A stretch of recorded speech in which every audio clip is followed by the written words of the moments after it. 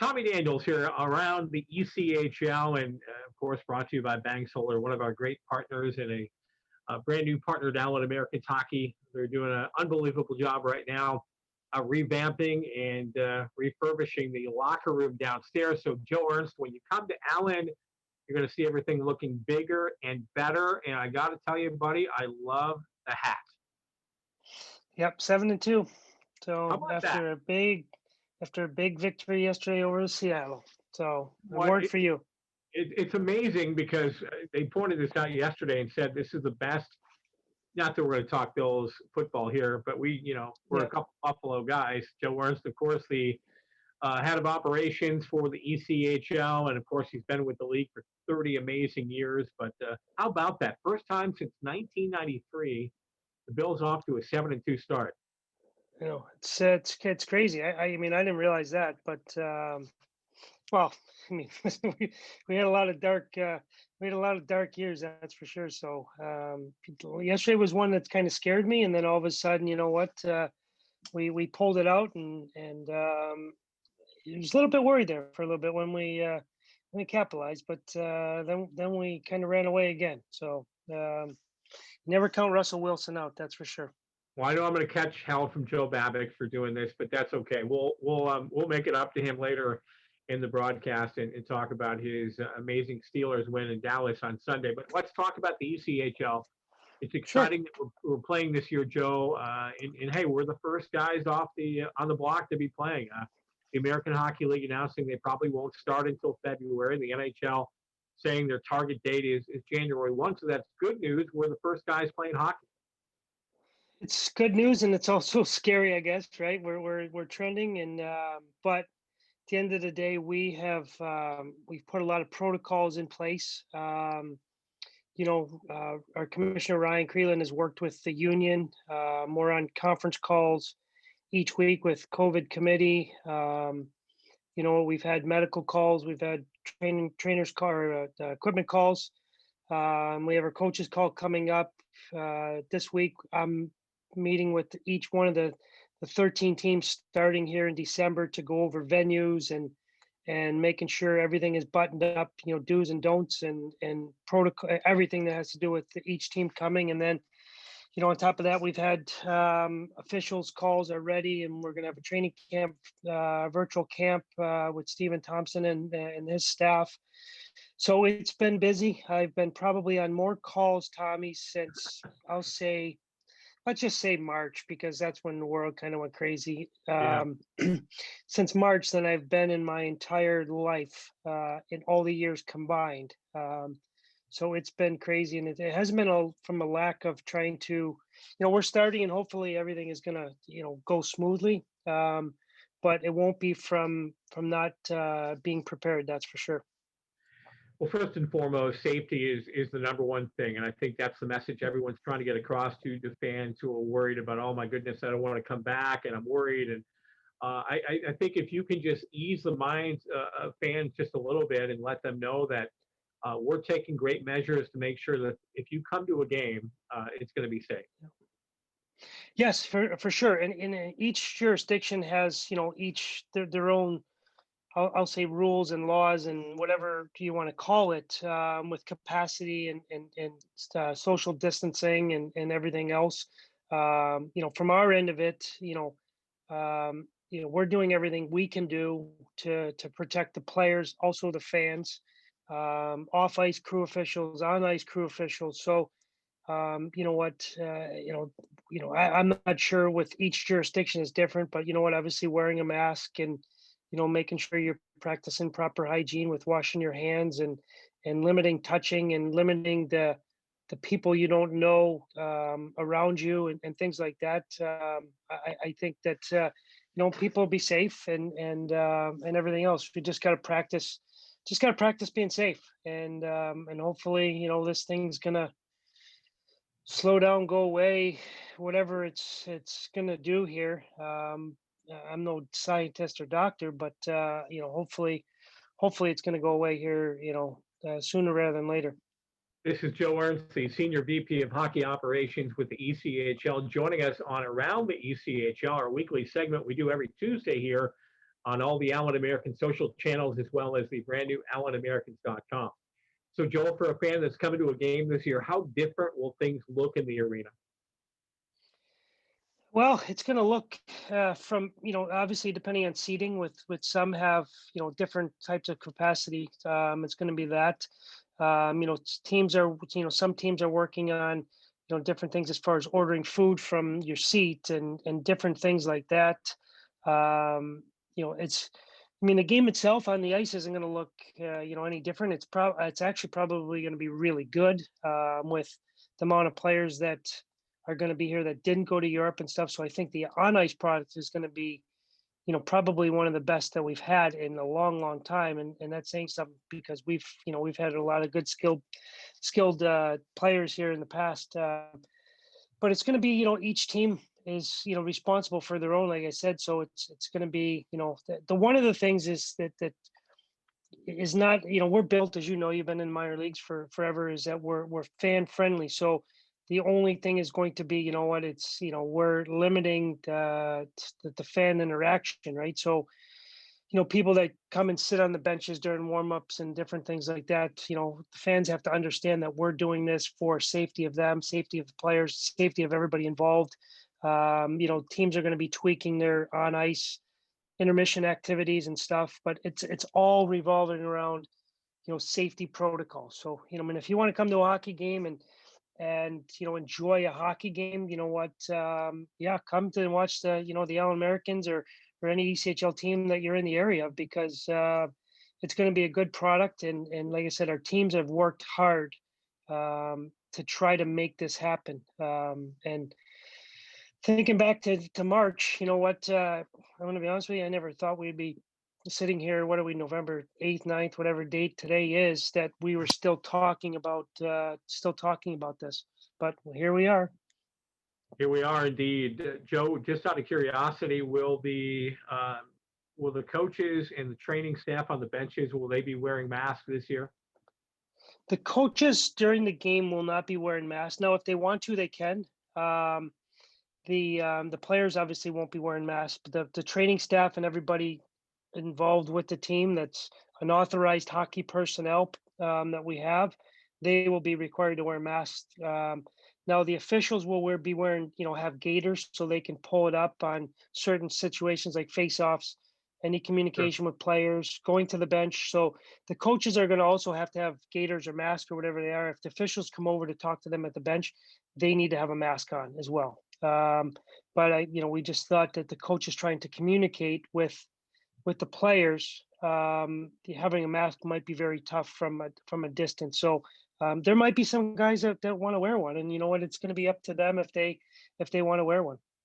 And we know one thing that's always been a lot of fun, during warm-ups, you see players that, they'll find a kid, standing there at the glass, just, tapping on the glass for their favorite player, and players will toss a puck over the top of the glass into the stands. Unfortunately, it's going to be a year where you can't do things like that, right? I mean, that part of the in-game entertainment or the fan engagement will have to change, at least for this year, correct?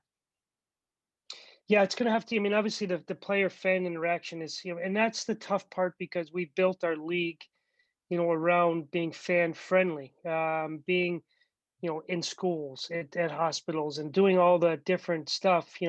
Now it's going to have to be done virtual for the safety of all involved. Is that we're trying to keep our players and coaching staff and medical staff and and equipment staff, trying to keep everybody safe so we can continue to play, so we don't have an outbreak, because that's what we're trying to eliminate, is to have an outbreak and everything else. So the fan player fan team interaction, that's going to be the tough one. But I think now with some video stuff, teams can probably try to get creative. And you know what, to bring hockey back, we're going to have to get creative. That's for sure. Joe, only a couple more questions here. We'll let you go because I know you have a very, very busy schedule leading up to the start of the season. But I wanted to talk about that travel because that's obviously the one thing that, I'm a part of that group, and Yeah. travel with the team on the bus. what it's going to be like if you get to a situation where, let's say, we drive from here to Kansas City, and a couple of players on KC test positive. Does that mean the game's automatically canceled? I mean, is there a chance that you'll play the next night, or how will that work? Because obviously we've seen it happen in college football, we've seen it happen in the NFL. What takes place there? Because we don't fly, we for the most part travel by bus, and it's a lot more complicated. Well, we so I'll kind of give you like a little bit of a how the testing and everything else. Um, so each player, we have an app. It's going to be, we have an app that's for, every player and every authorized hockey person is going to have an app that they go on every day to register, like for symptom checking and temperature check and everything else. So that's going to be one of our excuse me, that's going to be one of our steps every day. So it's going to be, you get up and you go on Twitter, you go on Instagram, you go whatever you do.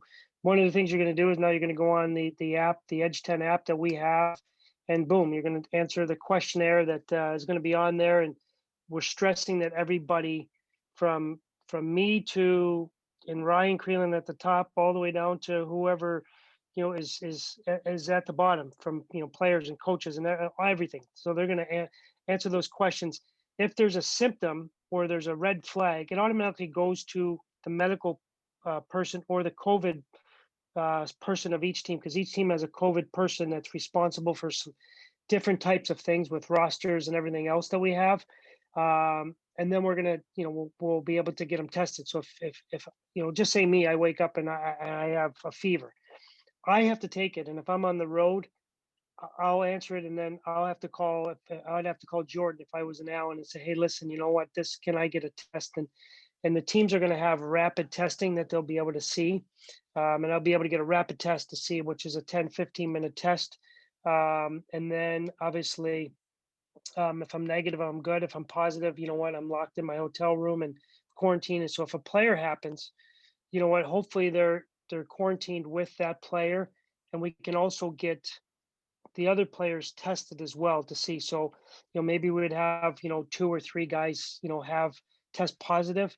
And then there was, we can quarantine those players and stuff. That's our biggest fear. Our biggest fear is that, we have a big outbreak, and, we don't want to cancel games, what, just from don't want to cancel. We're not saying we're never canceling a game. We're just saying we don't.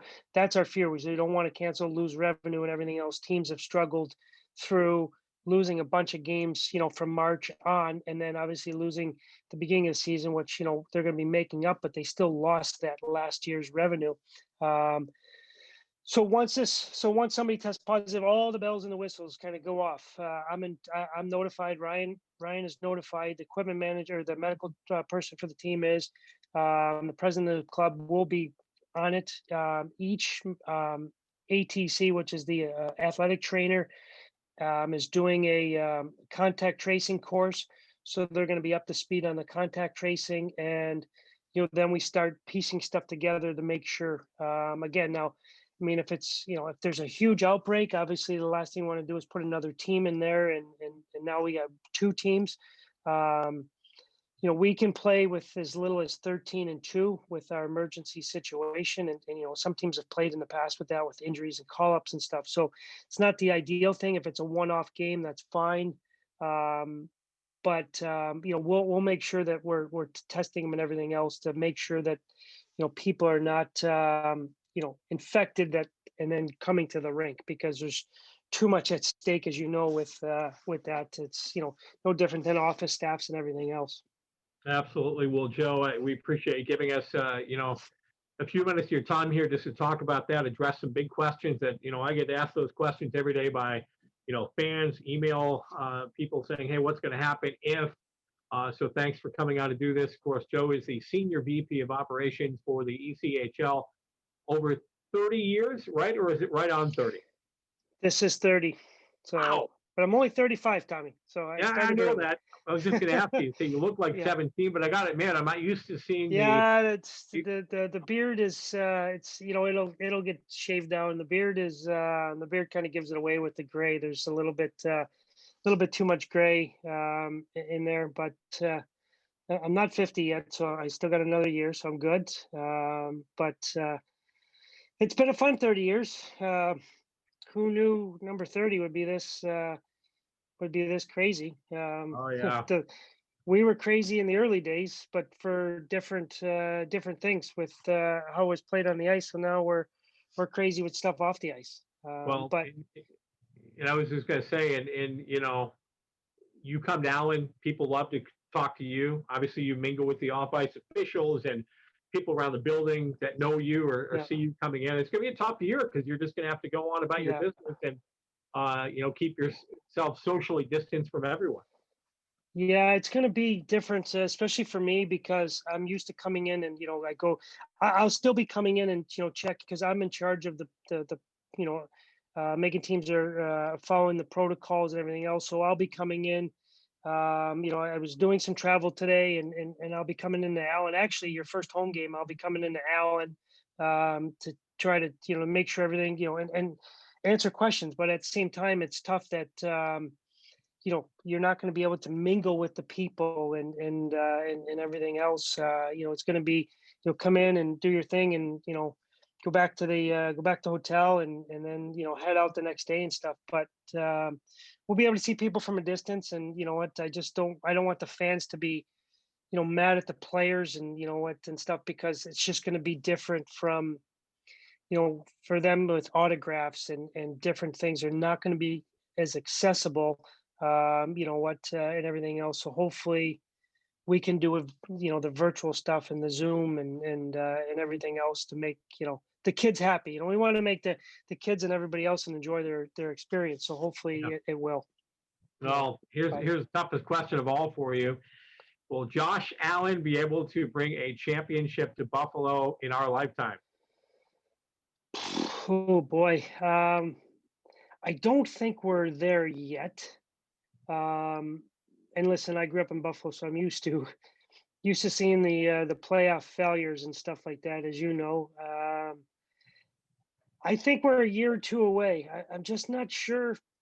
You tell me, but the defense, for some reason, is just it's and you have to run the ball too. Don't forget, like you have to run the ball to win a chance. You have to be able to get that 3rd and 3 on a run rather than pass the ball. I mean, we got two young running backs. They're good, but I think they might need a little bit more seasoning. And I think the defense, I mean, I don't think we're right there yet with the defense, but we're getting close, and hopefully the next few games will help us, solidify the defense a little bit more. But I just I I hope so. The answer is yes. I'd love this. I can't wait to see a championship in Buffalo. I think our Sabres are a little bit a ways away.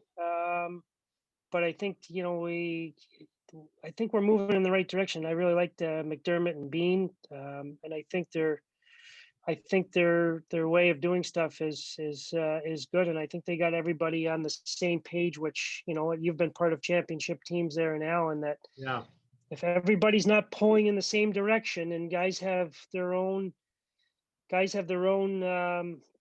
you know things that they're looking to accomplish, it gets kind of mixed up with the team there, and that just creates problems. So I think this team is pretty tight. So you never know. What do they used to say? Just get in the playoffs, and you never know what happens.